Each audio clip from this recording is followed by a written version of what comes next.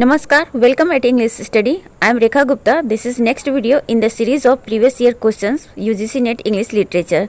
तो please video को like और शेयर करें and do not forget to subscribe. Let's see the first question of today's video. Which of the following plays by T.S. Eliot is in the correct chronological order of publication? तो यहाँ पे T.S. Eliot के कुछ work दिए हैं जिसको correct chronological order में इसको अरेंज करना है.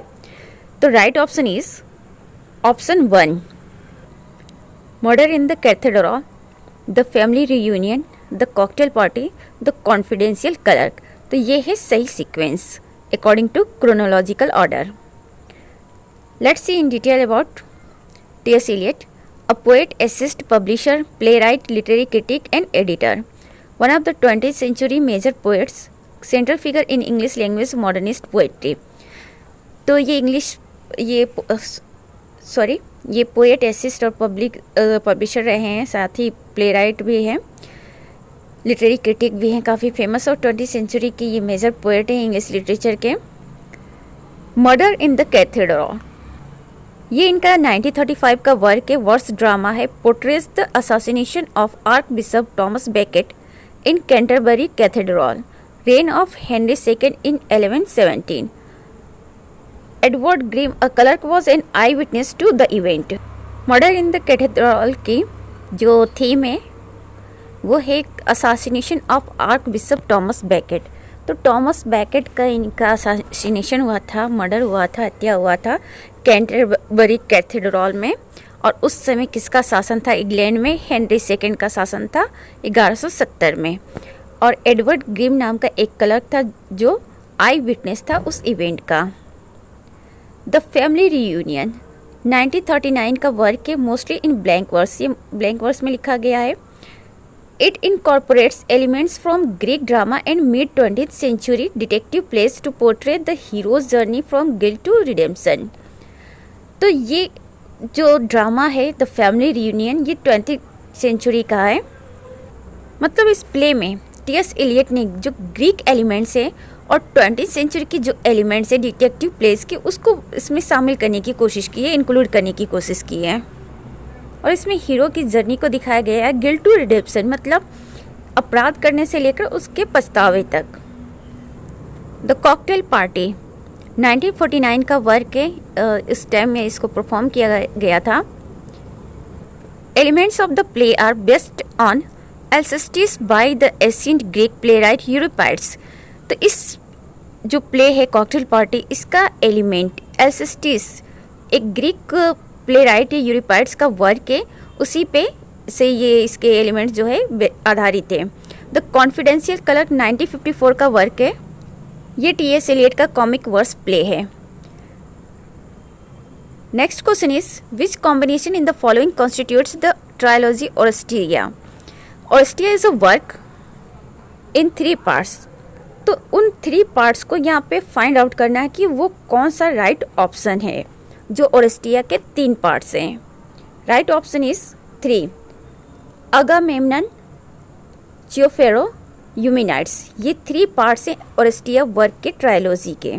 मीन्स ट्रायलॉजी क्या होता है कि कोई वर्क के उसके 3 पार्ट हो तो उसे ट्रायलॉजी कहते हैं. तो यहाँ पे ओरेस्टिया भी है, उसके वो एक ट्रायलॉजी है, उसके 3 पार्ट है. और वो 3 पार्ट कौन कौन से? Agamemnon, Choephori, Eumenides. Let's in detail the Oresteia trilogy है, 5th सेंचुरी BC का वर्क है, असाइलस ने लिखा है. ये ग्रीक ट्रेजेडी है concerning the murder of Agamemnon by Clytemnestra, the murder of Clytemnestra by Orestes. तो इसमें कई सारे मर्डर के बारे में बात की गई है. एक तो अगामेम्नन का मर्डर जिसको क्लाइटोमेस्ट्रा ने किया था, और लेटर ऑन क्लाइटोमेस्ट्रा का मर्डर ओरेस्टस ने किया था. द ट्रायल ऑफ ओरेस्टस दिखाया जाता है, ओरेस्टस का ट्रायल दिखाया जाता है इस वर्क में. The end of the curse on the house of Atreus and the pacification of the Furies. Agamemnon का मर्डर क्लाइटोमेस्ट्रा ने और क्लाइटोमेस्ट्रा का मर्डर ओरेस्टस ने इस तरह से ये करते आए हैं. तो ये एक तरह से अभिशाप बन गया था उनके लिए, कर्स बन गया था. तो इस कर्स को फाइनली इसमें एंड होते हुए दिखाया गया है. Some characters are Orestes, Aegisthus, Electra, Agamemnon, Pylades, Cassandra Silisha. Next question is here. Which two names from R.M. Ballantyne's Coral Island are repeated in William Golding's reworking of the same text as Lord of the Flies?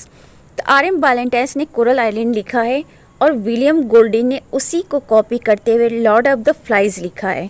अब वो दो character के name same repeat हुए हैं coral island से Lord of the flies में, तो उन्हीं के नाम बताने हैं। तो वो नेम इसमें 4 ऑप्शंस दिए गए हैं, राफ और जैक राइट ऑप्शन होगा। तो 2 A and C, Ralph and Jack. Ralph and Jack Coral Island में भी इस नाम के कैरेक्टर हैं और लॉर्ड ऑफ द फ्लाइज में भी हैं। द कोरल आइलैंड 1857 का वर्क एक नावल है स्कॉटिश ऑथर R.M. बैलेंटाइन की juvenile fiction adventures of 3 boys marooned on a South Pacific island. ये जुवेनाइल फिक्शन है और इसमें एडवेंचर दिखाया गया 3 लड़कों का जो कि साउथ पैसिफिक आइलैंड में स्टे करते हैं। उसी को कॉपी करते हुए विलियम गोल्डिंग ने लॉर्ड ऑफ द फ्लाइज लिखा था 1954 में और ये नोबेल प्राइज विनर भी हैं। ब्रिटिश ऑथर है William Golding. A group of British boys stranded on an uninhabited island and disastrous attempt to govern themselves। Lord of flies की स्टोरी है। कुछ बॉयज़ होते हैं ब्रिटिश बॉयज़ के ग्रुप, वो आते हैं एक अनइनहेबिटेड आइलैंड में, बंजर आइलैंड में जहाँ कोई नहीं रहता है, निर्जन, वहाँ पे वो रहते हैं और उस आइलैंड को वो गवर्न करने की कोशिश करते हैं खुद। कुछ इम्पॉर्टेंट कैरेक्टर्स हैं इस वर्क में, Jack, Piggy, Ralph, Simon, Sam, Roger, Eric, जिसमें जैक और राफ बारो किया गया है बैलेंटाइन के कोरल आइलैंड वर्क से। जो बैलेंटाइन है वो स्कॉटिश ऑथर है। Next question is which of the following set of characters in Charles Dickens novels is the right chronological order. तो चार्ल्स डिकेंस से ये क्वेश्चन पूछा गया है। इनके कैरेक्टर्स हैं, इनके कुछ इंपॉर्टेंट वर्क्स के कैरेक्टर्स हैं और उनकी क्रोनोलॉजी यहाँ पे सेट करनी है। तो राइट ऑप्शन इज 3 नाथनियल विंकल, मिसेस मान, डेविड कॉपरफील्ड, मिस्टर बॉन्डरबाय। ये इनका क्रोनोलॉजी है। थोड़ा डिटेल देख लेते हैं। नाथनियल विंकल किस वर्क से लिए गए हैं? डिकेंस की पहली नॉवेल द पिकविक पेपर से लिया गया है। ये नॉवेल कब अपीयर हुआ था? 1836 में। A founder and younger member of the Pickwick Club created by the retired businessman Samuel Pickwick. Pickwick paper में नाथनियल विंकल कौन है? एक फाउंडर यंगर मेंबर है पिकविक क्लब का। पिकविक क्लब को स्टार्ट किया था सैमुअल पिकविक ने, जो कि एक रिटायर्ड बिजनेसमैन है। ओलिवर ट्विस्ट 1837 से 39 में ये सीरियल फॉर्म में पब्लिश्ड हुआ था। 1838 में बुक के फॉर्म में ये पब्लिश्ड हुआ था। मिसेस मन, जो कि ऑप्शन में दिया हुआ था, वो ओलिवर ट्विस्ट से है। The superintendent of the juvenile work house wear Oliver is raised. तो मिसेस मान जो थी वो सुपरिटेंडेंट थी कहाँ की? जुवेनाइल वर्क हाउस की, जहाँ पे ओलिवर ट्विस्ट का जो मेन कैरेक्टर ओलिवर है उसका पालन पोषण हुआ था। David Copperfield from David Copperfield 1850 novel by Dickens in the first person in the form of autobiography. तो डेविड कॉपरफील्ड से डेविड कॉपरफील्ड नाम का कैरेक्टर लिया गया है, मेन कैरेक्टर है। 1850 का ये वर्क है डिकेंस का। ये इनकी नॉवेल है, फर्स्ट पर्सन में है और इसमें ऑटोबायोग्राफी एक तरह से ये माना जाता है कि डेविड कॉपरफील्ड डिकेंस की ऑटोबायोग्राफिकल नॉवेल है। Hard time 1854 novel by Dickens. Mister Bounderby Josiah Bounderby a business associate. Callous self centred liar and fraud. Hard time में ये कैरेक्टर आया है मिस्टर बॉन्डरबाय और हार्ड टाइम 1854 का नॉवेल है डिकेंस का। एक्चुअली मिस्टर बॉन्डरबाय का नेम है जोसिया बॉन्डरबाय। ये बिजनेस एसोसिएट है और इनके कुछ कैरेक्टर की स्पेशलिटीज है। कैलस से सेल्फ सेंटर्ड है, लायर है एंड फ्रॉड है। Next question is which of the following periods of English literature is also called Puritan interregnum. तो यहाँ पे 4 पीरियड दिए गए हैं, 4 एज दिए गए हैं इंग्लिश लिटरेचर के और इसमें से कोई एक नाम जो है प्यूरिटन इंटररेग्नम के नाम से भी जाना जाता है, and that period is the Commonwealth period. Right option 4। Next question, who made the remark great literature is simple language charge with meaning to the utmost possible degree. तो ये स्टेटमेंट किसने कहा था? Right option is second, Ezra Pound. Ezra Pound कौन है? American poet and critic, a major figure in the early modernist poetry movement and a fascist collaboration in Italy during world war second. American poet और critic है Ezra Pound, और ये modernist poetry की one of the major figure है। जब movement चल रहा था, फासिस्ट मूवमेंट चल रहा था, इनका फासिस्ट लोगों के साथ कोलैबोरेशन हो गया था इटली में वर्ल्ड वॉर सेकेंड के टाइम में एजरा पॉन्ड का। इनके कुछ इंपॉर्टेंट वर्क्स हैं, रिपेस्टेस, हिक्स Selwyn, Mauberley, the Cantos, 800 page epic poem. तो कैंटोस इनकी एक एपिक पोएम है जो कि 800 पेज की है। Next question is which of the following work by Henry Fielding begins as a parody of Samuel Richardson Pamela. Samuel Richardson का work है पामेला, उसी का पैरोडी है हेनरी फील्डिंग का एक वर्क, और इसमें से वो कौन सा वर्क है? Right option Joseph Andrews, option 4। Joseph Andrews 1742 का वर्क है हेनरी फील्डिंग की, एक नॉवेल है the history of the adventures of Joseph Andrews and of his friend Mr Abraham Adams. Joseph Andrews में हेनरी फील्डिंग ने Joseph Andrews और उनके friend Abraham Adams की स्टोरी बताई है, उनके एडवेंचर्स बताई है। कुछ इंपॉर्टेंट कैरेक्टर है मिस्टर अब्राहम एडम्स तो है, लेडी बुवी हैं, पार्सन एडम्स है, Peter Pounce, Mrs Slipslop. Pamela और वर्च्यू रिवॉर्डेड, पामेला का सेकंड जो टाइटल है वर्च्यू रिवॉर्डेड, 1740 का वर्क है, एपिस्टोलरी नॉवेल है सैमुअल रिचर्डसन की। It serves as Richardson version of conduct literature about marriage. तो ये रिचर्डसन का ये जो वर्क है पामेला, ये मैरिज से रिलेटेड है, उसी को ये कंडक्ट करता है। कुछ इंपॉर्टेंट कैरेक्टर्स हैं पामेला में, Mrs Jewkes, mister B, Pamela Andrews, mister Williams, Lady B. Next question, which of the following arrangements of prose pamphlets is in the right chronological order. तो यहाँ पे कुछ पैम्पलेट्स दिए गए हैं और इनकी क्रोनोलॉजी सेट करनी है। तो राइट ऑप्शन इज ऑप्शन 3। सबसे पहले एरोपेगेटिका आता है, the shortest way with the dissenters, then उसके बाद modest proposal, reflection on the revolution in France. तो ये है इनकी क्रोनोलॉजी। थोड़ा सा डिटेल इनके बारे में देख लेते हैं। एरोपेगेटिका ये जॉन मिल्टन का वर्क है 1644 का। मिल्टन की स्पीच ये प्रोज पोलेमिक है, और इसमें किस बारे में बात की गई है? जो अनलाइसेंस प्रिंटिंग है उसकी लिबर्टी के बारे में मिल्टन ने इसमें बात कही है, वो भी कहाँ पे? पार्लियामेंट में, इंग्लैंड के। The shortest way with the dissenters, 1702 का ये पैम्पलेट है डैनियल डिफो का। He was prompted to write the pamphlet by the increase hostility towards dissenters in the wake of the accession queen and to the throne.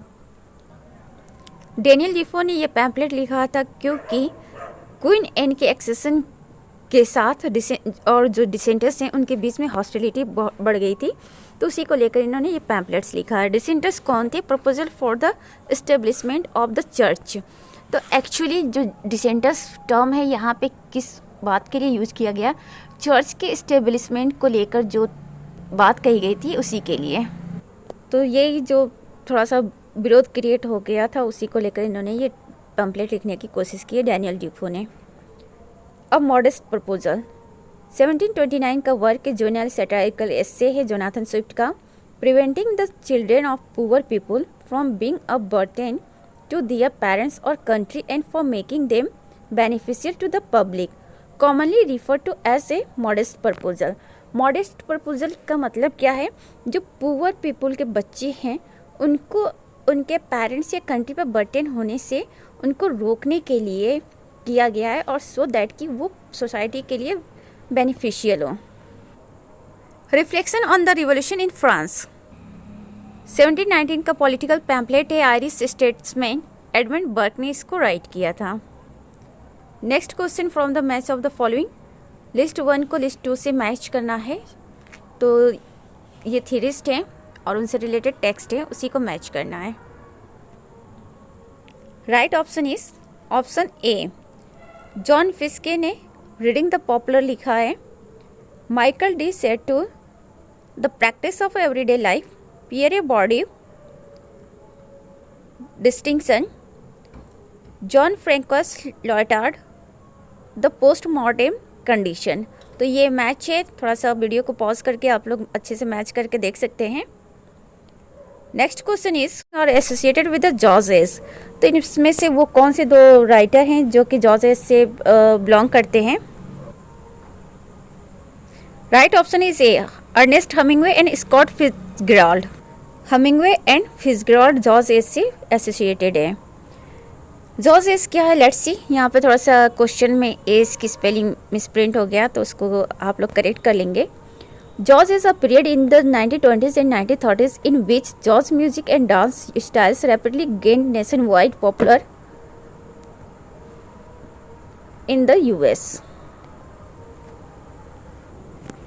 1920s and 1930s के time में jaws music and dance style बहुत ज़्यादा popular हो गया था US में, इसीलिए उस टाइम पीरियड को जॉज एज कहा जाता है। उस एज को बिलोंग करने वाले कुछ राइटर्स हैं Scott Fitzgerald, Langston Hughes, Ernest Hemingway, Dorothy Parker, Eugene O'Neill, Ezra Pound. Next question is here for you. From whose work did John Milton take the epigraph to his Areopagitica. तो Milton ने एरोपेगिटिका अपने work के लिए epigraph लिया था, बोरो किया था, किस वर्क से लिया था? तो right option is here Euripides, option B means 2। Areopagitica क्या है? It's epigraph is from Euripides play the Suppliants. Areopagitica के बारे में इसके पहले भी हम जिक्र कर चुके हैं वीडियोस में। यहाँ पे इसका जो एपिग्राफ की बात कही गई है तो वो यूरिपाइड्स के प्ले से लिया गया है और उस प्ले का नाम है द सबलाइन्स। एपिग्राफ क्या होता है? और शॉर्ट फ्रेज और sentence et cetera on a building और स्टैचू और as an introduction to a book और पार्ट ऑफ इट। तो एक एपिग्राफ क्या होता है? किसी स्टैचू या बिल्डिंग में ये फ्रेजल वर्ड्स होते हैं, लिखे जाते हैं, या किसी बुक में इंट्रोडक्शन के फॉर्म में।